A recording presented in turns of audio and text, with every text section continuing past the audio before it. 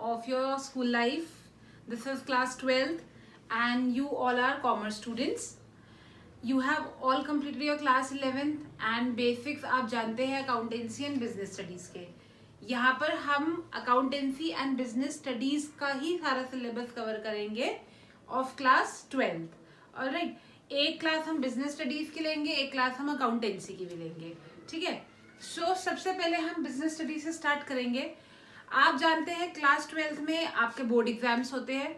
तो board exam में जो आपका पेपर आता है उसमें नॉर्मल क्वेश्चंस नहीं आते हैं. 70% of your questions are case studies. It means जैसे हो सकता है in some schools there is a policy की 11th में बच्चों को सिर्फ चैप्टर रीडिंग करा के और उसके क्वेश्चन आंसर्स करा दिए जाते हैं, नोट्स दे दिए जाते हैं. But this is not the case in class 12th. Why? Because class 12th में जब आप आते हैं और आप बिजनेस स्टडीज का चैप्टर ले रहे हैं तो आपको बिजनेस स्टडीज के पेपर में सारी केस स्टडीज आती है. केस स्टडीज मतलब आपके पास पूरा एक पैराग्राफ आएगा, एक स्टोरी आएगी, काइंड ऑफ स्टोरी, और उस स्टोरी को पढ़ के, उस पूरे रेफरेंस को पढ़ के आपसे उससे रिलेटेड क्वेश्चन पूछा जाएगा कि इसमें बिजनेस स्टडीज की किस टॉपिक की बात हो रही है और उसके फीचर्स, इंपॉर्टेंस, डिसएडवांटेजेस, व्हाटएवर वो बताइए. तो इसके लिए हमें हमारे सारे कॉन्सेप्ट्स क्लियर करना बहुत जरूरी है. बिकॉज जब तक हमारे कॉन्सेप्ट्स क्लियर नहीं होंगे हम कोई भी पैराग्राफ रीड करके ये जज नहीं कर सकते कि यहाँ पे हम किस टॉपिक की बात कर रहे हैं. इसलिए टॉपिक सारे क्लियर होना एंड लाइन वाइज सीक्वेंस में क्लियर होना बहुत ज्यादा जरूरी है. मोर ओवर एक और बात मैं आपको स्टार्टिंग में ही क्लियर कर दूं कि बिजनेस स्टडीज में आपको थोड़ा सा लर्निंग पार्ट भी ज्यादा रखना पड़ेगा, क्योंकि जो आपके क्वेश्चंस आते हैं वो आते हैं mostly related to the features, importance, advantages, disadvantages and types. इस तरह के क्वेश्चंस ज्यादा आते हैं. तो जिसमें आपको वही हेडिंग्स लिखनी होंगी जो मैं आपको बताऊंगी या जो बुक में मेंशन्ड है. ऑलराइट, आप वो हेडिंग्स एज इट इज लिखेंगे, हेडिंग्स को डिफाइन करेंगे.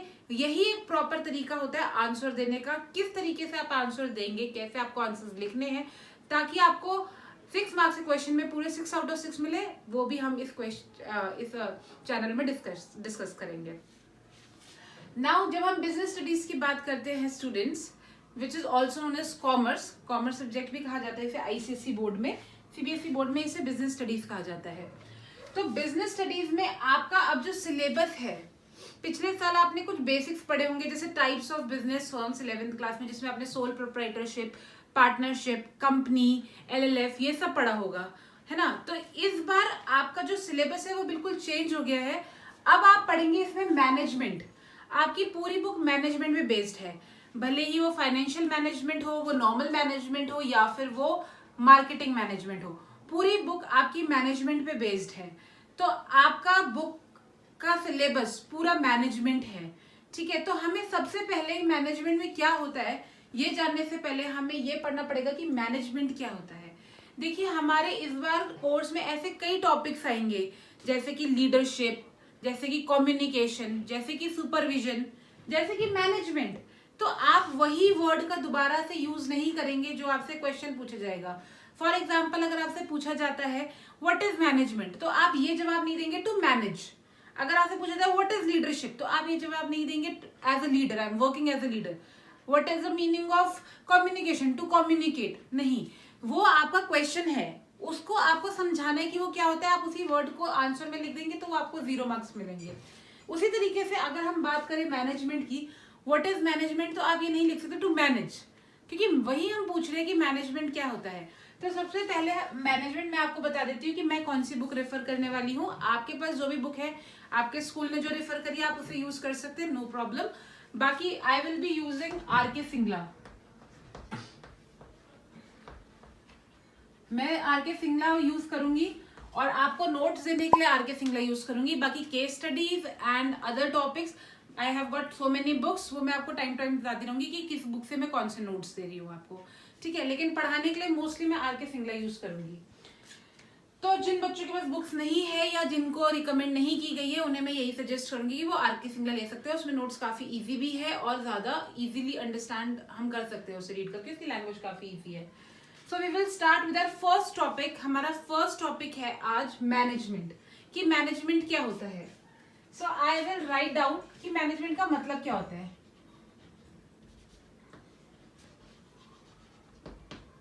getting things done by others.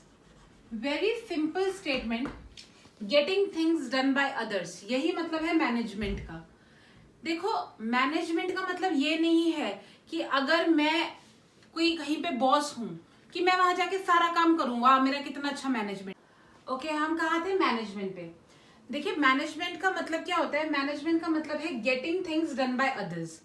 अगर मैं सबसे इजी एग्जांपल दूंगी आपको, आपकी मदर का, ठीक है, जो आप अपनी डेली लाइफ में देखते हैं।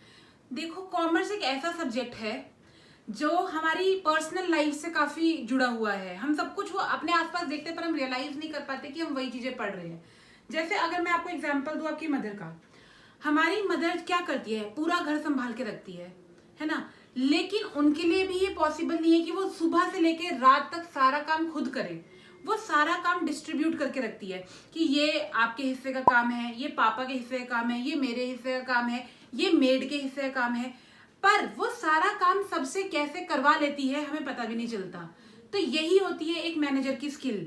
उसको कभी भी अपना काम खुद नहीं करना, वो अपना सारा काम लोगों में प्रॉपरली बांट के कैसे करवा सकता है, वही एक अच्छा मैनेजर होता है। अगर मैं एक ऑर्गेनाइजेशन की बॉस हूं तो मैं सोचूं कि मेरे पास ये 20 काम है, I have got 20 works to do and I can do all the work. हाँ, मुझे आता है, that is why I am the boss, क्योंकि मुझे आता है। लेकिन मैं 20 काम अगर खुद करने बैठूंगी तो मैं उस एफिशिएंसी और उस एंथुसियाज्म के साथ वो काम नहीं कर सकती, क्योंकि इतना कोई भी काम नहीं कर सकता। लेकिन मैं उस काम को कैसे कुछ लोगों में डिवाइड करके उनसे प्रॉपरली करवा सकती हूँ ताकि मुझे फ्रूटफुल रिजल्ट्स मिले, उसे हम मैनेजमेंट कहते हैं। तो अपना काम लोगों से प्रॉपरली डिवाइड करके करवाना, उसी को हम मैनेजमेंट कहते हैं। तो मैनेजमेंट का बहुत सिंपल मीनिंग है getting things done by others. अभी डेफिनेशन कंप्लीट नहीं है, जो डेफिनेशंस मैं आपको बताऊंगी आप अपने बोर्ड एग्जाम में वही डेफिनेशंस यूज करेंगे, because what pattern CBSE follows वो मैं आपको बताऊंगी। हम बोर्ड चेकिंग में जाते हैं, हम कॉपीज चेक करते हैं, हम जानते हैं कि कहाँ पे बच्चों के मार्क्स काटे जा सकते हैं और कहाँ पे बच्चों के मार्क्स नहीं काटे जाते। तो this is not the complete definition. Definition के लिए मैं आपको स्पेशल क्लास दूंगी जिस दिन सिर्फ हम डेफिनेशन ही लिखेंगे जो आपको लर्न करनी होगी। अभी सिर्फ आपको समझाया जा रहा है। Getting things done by others effectively and efficiently. So students, हमारा आज का टॉपिक इन्हीं दो वर्ड्स पे बेस्ड है। आज हम सिर्फ यही पढ़ेंगे, इफेक्टिवली एंड एफिशिएंटली, क्योंकि इन्हीं दो वर्ड्स पे ही आपकी एक दो केस स्टडीज आ जाती है, चाहे 1 मार्क्स की ही आती है, पर आपके जो एमसीक्यूज आते हैं स्टार्टिंग में 20, उन्हीं में 2 केस स्टडीज या 1 case study effectively and efficiently की आती ही आती है। तो इन दो वर्ड्स का क्या मतलब है? अभी तक हम वर्ड ऐसे यूज करते हैं, इफेक्टिवली काम कर रहा है, एफिशिएंटली काम कर रहा है, पर इन वर्ड्स का मतलब क्या है, इन दोनों वर्ड्स में डिफरेंस क्या है, वो बहुत इंपॉर्टेंट है। सी, इफेक्टिवली और एफिशिएंटली दोनों ही कॉमन वर्ड लगते हैं, सिनोनिम्स लगते हैं कि अपना काम जो इंसान अच्छे से कर रहा है वो काम इफेक्टिवली एंड एफिशिएंटली होता है। लेकिन दोनों वर्ड्स में एक छोटा सा डिफरेंस होता है। डिफरेंस ये होता है, इफेक्टिवली का मतलब होता है completed the task and efficiently का मतलब होता है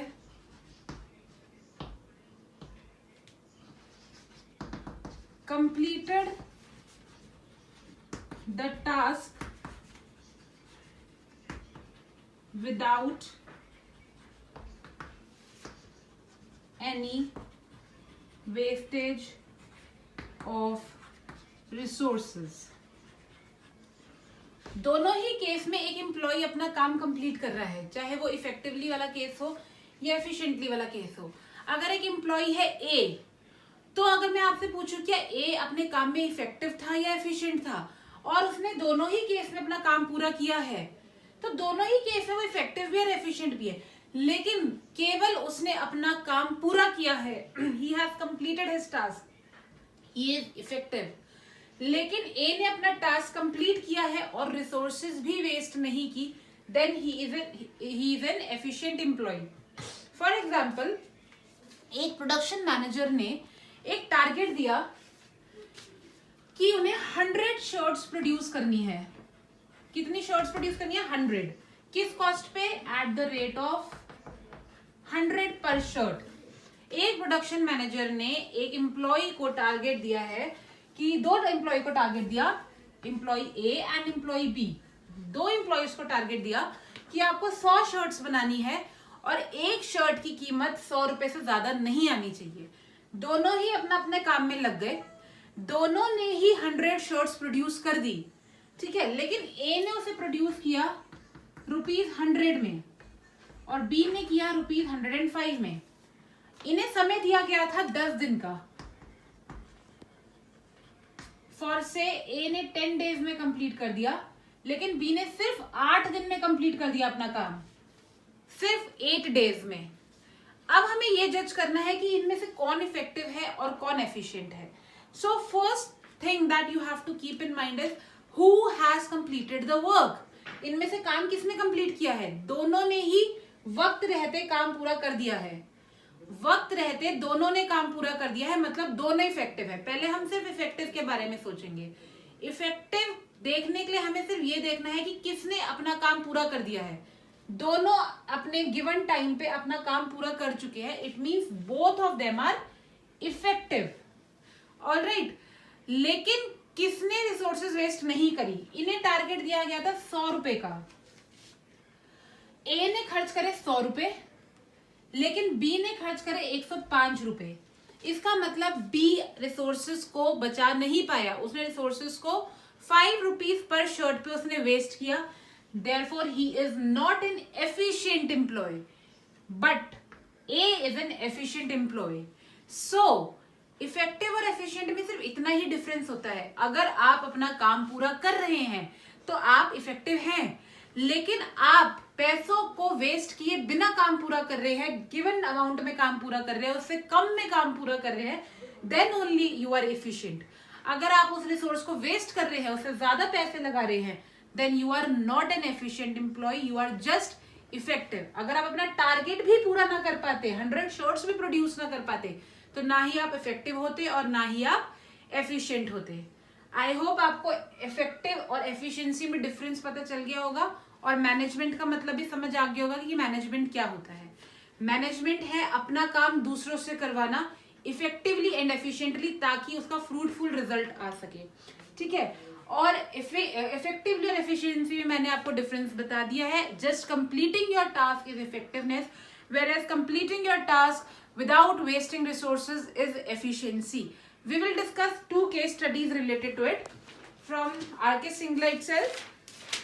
सी, देयर इज वन क्वेश्चन, जिस तरह का क्वेश्चन एग्जाम में भी आ सकता है। Volvo limited, limited means it is the name of a company. Volvo Limited target is to produce 10,000 shirts per month. Volvo Limited का क्या टारगेट था कि उन्हें 10,000 शर्ट बनानी है एट द रेट ऑफ ₹100 पर शर्ट। प्रोडक्शन मैनेजर ने ये टारगेट को अचीव किया एट अ कॉस्ट ऑफ 90 पर शर्ट। 90 रुपए पर शर्ट में उन्होंने ये टारगेट कंप्लीट कर लिया। तो आपको क्या लगता है, वो इफेक्टिव है या नहीं है? क्योंकि उन्होंने अपना टारगेट पूरा किया, therefore yes he is effective. Question में सिर्फ इतना ही पूछा है तो हम इतना ही बताएंगे। अगर वो पूछेंगे do you think he is efficient, then we will reply for efficient, and yes he is efficient also. Why? Because उन्होंने टारगेट भी पूरा किया और पैसे भी वेस्ट नहीं किए। Next question similar is Hero Limited target is to produce 10,000 shirt per month at a cost of 150 per shirt. Hero Limited का टारगेट था 10,000 शर्ट बनाने का, एक महीने में 150 रुपए पर शर्ट पे। प्रोडक्शन मैनेजर ने ये टारगेट कंप्लीट किया एट अ कॉस्ट ऑफ 160 पर शर्ट। तो क्या कहेंगे, उन्होंने टारगेट पूरा किया है। Do you think he is effective? Yes he is effective. उन्होंने पैसे ज्यादा लगाए, 150 रुपए का टारगेट था, 160 रुपए लगाए, but that is not the point for effectiveness. Effectiveness में हमें ये सोचना है कि क्या काम पूरा हुआ है। हाँ, काम पूरा हुआ, टारगेट पूरा हुआ, he is effective, but he is not efficient क्योंकि उन्होंने पैसे ज्यादा खर्च किए। Alright, so you will revise this topic. Effective और एफिशिएंसी आप पढ़िए, तब हम नेक्स्ट क्लास में इसके आगे के टॉपिक्स पे मिलेंगे। इस टॉपिक से रिलेटेड कोई भी क्वेरी होगी, कोई क्वेश्चन होगा, इफेक्टिवनेस एफिशिएंसी से रिलेटेड कोई भी इंफॉर्मेशन चाहिए होगी आपको, तो आप कमेंट बॉक्स में जाके क्वेश्चन और अपना क्वेरी पूछ सकते हैं. Okay, take care, bye bye.